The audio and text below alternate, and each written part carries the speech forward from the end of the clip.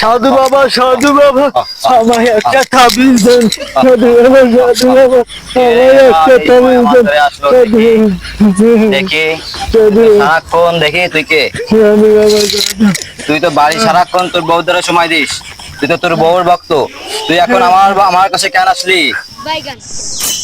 সাধু বাবা আমি এই বর্তমান খুবই অসুবিধায় আছি। আমার বর্তমান হাতটা চুলকাচ্ছে, হাতটা দেখে দেন তো বাবা। তোর তো অনেক অর্থ সম্পদ আসছে রে পাগলা, তুই অনেক টাকার মালিক হবি। তাই বাবা আমার পাটাও চুলকাচ্ছে বাবা। দেখি দেখি তোর পায়ের অবস্থা দেখি। তোর তো অনেক দূর শুভযাত্রা আছে, তুই চলে যাবি লন্ডন, সৌদি, কাতার, তোর শুভযাত্রা আছে অনেক। সাধু বাবা আমার পেটটাও না অনেক চুলকাচ্ছে। তোর পেটও চুলকাচ্ছে? তোর পেট চুলকাবে না আমার পেট চুলকাবে? তোর বউ তো তোকে 3 বেলা মারে, তোর পেট চুলকাবে না তা আমার পেট চুলকাবে? শালা শয়তান। সাধু বাবা আমার আর একটাও সমস্যা আছে, আমার পাশেটা না খুব চুলকাচ্ছে। দেখি।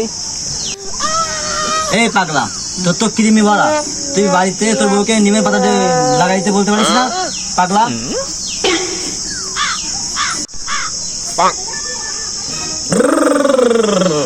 বাবা আগে উঠে না বাবা, আগে উঠে না, আমার আর একটা সমস্যা আছে বাবা। এই তোর আর কত সমস্যা দেখবো? তোর তো সমস্যায় ভরা, এটাই তো শেষ সমস্যা, এরপর আমি আর কোনো সমস্যা দেখতে পারবো না।